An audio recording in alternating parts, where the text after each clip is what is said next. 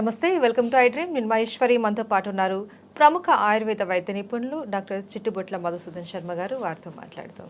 నమస్తే సార్. నమస్తే సార్, చాలామంది కిడ్నీ స్టోన్స్తో బాధపడుతూ ఉంటారు. సమ్మర్ రాగానే దాని తీవ్రతంగా ఎక్కువైపోతూ ఉంటుంది, చాలా నొప్పితో ఇబ్బంది పడిపోతూ ఉంటారు. వాళ్ళు ఎన్ని మెడిసిన్స్ వాడినా కూడా మళ్ళీ అవి రిపీట్ ఫామ్ అవుతూనే ఉంటాయి.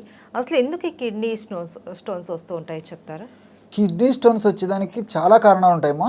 సర్వసాధారణంగా 190% మందికి నీళ్లు తక్కువగా తాగడమ్మా. నీళ్లు తక్కువగా తాగడం వల్ల ఏం జరుగుతుందంటే దేహంలో కొన్ని రకాలైనటువంటి లవణాలు గట్టిపడతాయమ్మా. ఆ లవణాలు గట్టిపడడం వల్ల క్రిస్టల్స్ రూపంలో తయారు కావడం వల్ల ఏర్పడేటువంటి లక్షణాల సముదాయం ఏదైతే ఉందో దాన్ని ఎంత స్థూలంగా కిడ్నీ స్టోన్స్ వల్ల కలిగేటువంటి సమస్యలు అని చెప్తుంటారమ్మా. బ్రాడ్గా కిడ్నీ స్టోన్స్ అంటారమ్మా. అంటే మూత్ర వ్యవస్థలో ఎక్కడ స్టోన్స్ ఉన్నప్పటికీ సర్వసాధారణంగా వ్యవహారిక భాషలో కిడ్నీ స్టోన్స్ అనేటువంటి పేరుతో చెప్తారు. అంటే కిడ్నీ అనేటువంటిది మూత్ర వ్యవస్థలో ఒక భాగం, అక్కడ ఉన్న కిడ్నీ స్టోన్స్ అంటారు. యూరేటర్ అని చెప్పేసి కిడ్నీ నుంచి మూత్రాశయం వరకు కూడా నాళాలు ఉంటాయమ్మా. సో అక్కడ స్టోన్స్ ఉండొచ్చు, దాన్ని కిడ్నీ స్టోన్స్ అని జనరల్గా చెప్తుంటారమ్మా. యాక్చువల్లీ యూరేటర్ స్టోన్స్ అది. అట్లే బ్లాడర్ అంటే మూత్రాశయంలో స్టోన్స్ ఉంటాయమ్మా. సో వీటన్నిటి కూడా సర్వసాధారణంగా ఇదే పేరు చెప్తుంటారు. కారణం మాత్రం అదేమా. కొంతమందికి మాత్రం హార్మోనల్ డిస్టర్బెన్స్ వల్ల, అదేవిధంగా పోషకాహార లోపం వల్ల, అదేవిధంగా కొన్ని రకాలైనటువంటి వ్యాధుల వల్ల ఈ స్టోన్స్ వస్తుంటాయమ్మా. ఉదాహరణకి మన దేహంలో యూరిక్ యాసిడ్ పెరిగిపోయింది అనుకోండి.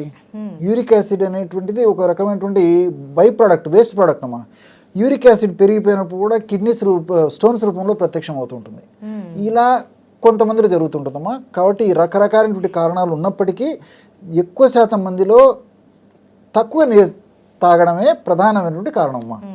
అది అయితే సార్, ఇది ఒక సైజుని బట్టి కూడా ట్రీట్మెంట్ ఉంటుంది అంటారు. ఒక అన్నది ఒక 8 mm 9 mm అలా ఉంటే ఓకే, నార్మల్గా తగ్గించేయచ్చు. కానీ ఎక్కువ ఉంటే సర్జరీ అనేసి అంటూ ఉంటారు. సర్జరీ కాకుండా మనకు వేరే ట్రీట్మెంట్ ఏమైనా ఉందా సార్ ఆయుర్వేదంలో? ఉన్నాయమ్మా.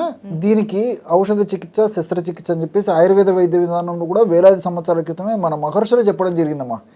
కాబట్టి సర్వసాధారణంగా 10 mm మహా అంటే ఒక 12 mm వరకు కూడా మా పేషెంట్ స్టౌట్గా ఉండి మంచి వ్యాధి నిరోధక శక్తి ఉంటే 12 mm వరకు కూడా మనం వాడేటువంటి ఔషధాల ద్వారా తగ్గించుకోవచ్చమ్మా. అంతకంటే పెద్దగా ఉన్నటువంటి మాత్రము ఎక్కువ రోజులు అలా ఉండడం వల్ల వివిధ రకాలైనటువంటి అనేక రకాలైనటువంటి అనర్థాలు కలుగుతాయి. కాబట్టి మేము కూడా ఆపరేషన్ చేయించుకోమని సూచిస్తుంటామమ్మా. కానీ చిన్న వాటికి మాత్రం ఆపరేషన్ చేయించుకోమని చెప్పడం, వాళ్ళు కన్విన్స్ చేసి కూడా చెప్తుంటామమ్మా. కాబట్టి ఇంచుమించు 10 mm మహా అంటే ఒక mm అటో ఇటో వరకు కూడా ఔషధాల ద్వారా తగ్గిపోతున్నాం. Operation not necessary. అయితే సార్, కిడ్నీ స్టోన్స్ రాకుండా ఉండాలి అంటే ఫస్ట్ నుంచి కూడా కొన్ని రకాల ఆహార పదార్థాలు అన్నవి అవాయిడ్ చేయాలి అనేసి అంటూ ఉంటారు. రావడానికన్నా ముందు, వచ్చిన తర్వాత కూడా. అవి ఏంటి సార్? ఇలాంటి ఆహార పదార్థాలు మనం అవాయిడ్ చేయాలి?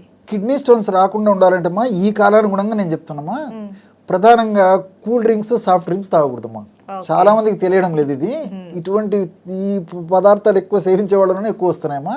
కాబట్టి ఎంత అవాయిడ్ చేయగలిగితే అంత ఈ యొక్క కిడ్నీ స్టోన్స్ సమస్య నుంచి బయటపడవచ్చమ్మా. వీటికి తోడు టమోటా, పాలకూర, క్యాబేజీ ఇలాంటి పదార్థాలు కూడా కిడ్నీ స్టోన్స్ టెండెన్సీ ఉన్నటువంటి వాళ్ళైతే వాడుకోకూడదమ్మా.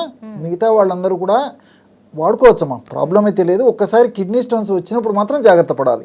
ఎలాంటి జాగ్రత్త పడాలంటే అది కూడా చెప్తానమ్మా. ఇప్పుడు టమాటా ఉంది, పాలకూర ఉంది, క్యాబేజ్ ఉంది. ఇలాంటి పదార్థాలు కూడా ఉడకబెట్టడం వల్ల అంత ఇబ్బంది ఉండదమ్మా.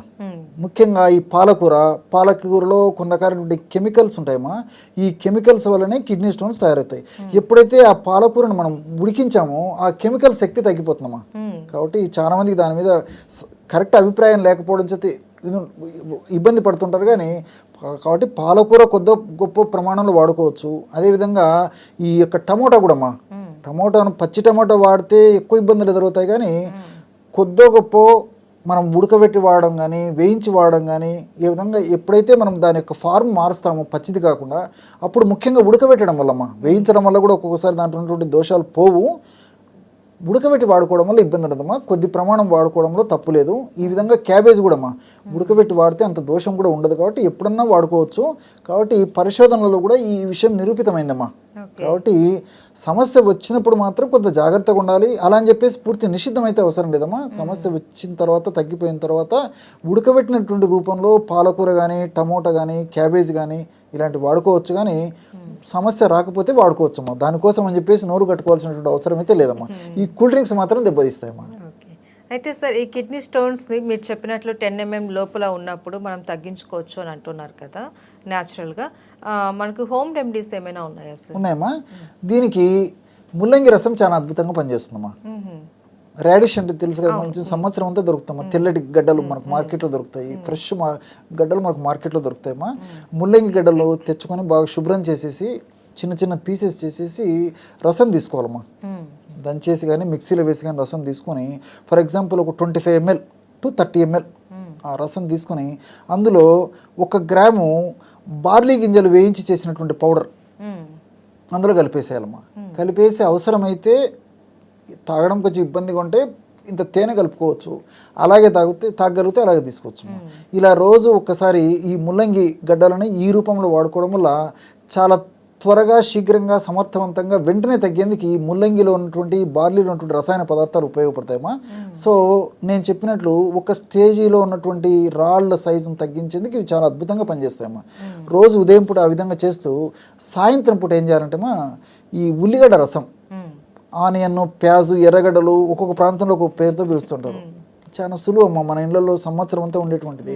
ఉల్లిగడ్డను క్రష్ చేసేసి ఒక 5 to 10 ml ఈ రసం తీసుకొని అందులో ఒక పించ్ ఆఫ్ ఎలాచి పౌడర్ కలిపేసేసి సాయంత్రం పూట తేనె కూడా కలుపుకోవచ్చు అవసరమైతే. సాయంత్రం పూట ఆ విధంగా తీసుకోవాలి. ఉదయం పూట ముల్లంగి రసము, సాయంత్రం పూట ఆనియన్ రసం. ఈ విధంగా కొన్నాళ్ళ పాటు వాడుతూ మరి నేను చెప్పినట్లు ఈ కూల్ డ్రింక్స్ మానేసేయాలి.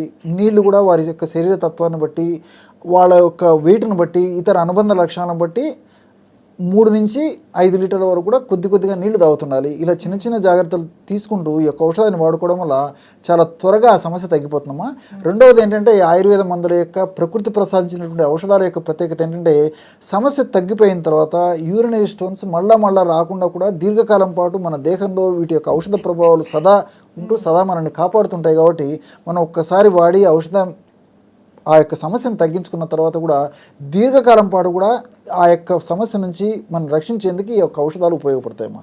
అన్ని సైడ్ బెనిఫిట్స్ ఉంటాయి, సైడ్ ఎఫెక్ట్స్ ఉండవు కాబట్టి క్షేమదాయకంగా వాడుకోవచ్చమ్మా.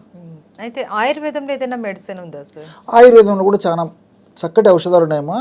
గోక్షాది గుగ్గులు అని చెప్పేసి, అదేవిధంగా చందనాసం అని చెప్పేసి, పునర్నవాది గుగ్గులు అని చెప్పేసి ఇలాంటి అనేక రకాలైనటువంటి ఔషధాలు ఉన్నాయమ్మా. అదేవిధంగా ఈ కొండపిండి వేళ్లతో తయారు చేసినటువంటి కొండపిండి చెట్టును ఉపయోగించి తయారు చేసినటువంటి మెడిసిన్స్ కూడా ఉన్నాయమ్మా. ఇవన్నీ కూడా ఏంటంటే వాళ్ళకే వాడడం క్షేమదాయకం కాదు, ఆరోగ్యదాయకం కాదు, ఆమోదయోగ్యదాయకం కూడా కాదు. కాబట్టి డాక్టర్ల పర్యవేక్షణలో ఇలాంటి ఔషధాలు వాడుకోవడం మంచిదమ్మా. కొన్ని రస ఔషధాలు, అదేవిధంగా కొన్ని పవర్ఫుల్ శక్తివంతమైనటువంటి ఔషధాలను కూడా శుద్ధి చేసి వాడవలసినటువంటి పరిస్థితి ఉంటుందమ్మా. అలాంటి ఔషధాలు ఇప్పుడు ఫర్ ఎగ్జాంపుల్ యాక్చువల్లీ ఇప్పుడు నేను చెప్పబోయేది యునాని ఔషధమైన ఆయుర్వేద వైద్య విధానంలో ఉపయోగిస్తారమ్మా. హజరుల్ యాహుద్ భస్మ అని చెప్పేసి ఒక రకమైనటువంటి రాయి నుంచి తయారు చేస్తారు. అదేవిధంగా శిలాజిత్ భస్మ, ఇలాంటివన్నీ వాళ్ళు మాత్రం వాడుకోకూడదమ్మా. కాబట్టి డాక్టర్ పర్యవేక్షణలో ఆ యొక్క ఔషధాలు వాడుకోవాలా. చాలా సమర్థవంతమైనటువంటి ఔషధాలే, కానీ ఆ యొక్క శరీర ప్రకృతిని బట్టి, ఆ యొక్క రాయి యొక్క సైజును బట్టి, ఇతర అనుబంధ లక్షణాలను బట్టి చక్కటి ఔషధాన్ని ఎంపిక చేసి వైద్యులు నిర్ణయించి ఆ యొక్క ఔషధాన్ని వాడుకుంటే సమూలంగా తగ్గిపోతుందమ్మా. మరలా ఈ యొక్క సమస్య రాకుండా కూడా ఆయుర్వేద ఔషధాలు సదా ఉపయోగపడతాయమ్మా. కానీ ఇంట్లో ఉండేటువంటి వంటింటి దినుసులు అయితే మనం స్వతహాగా వాడుకోవచ్చు. కానీ ఇలాంటి ముఖ్యంగా నేను చెప్పినటువంటి ఇలాంటి ఆయుర్వేద ఔషధాలు మాత్రం వైద్యుల పర్యవేక్షణలో వాడుకోవడం మంచిదమ్మా.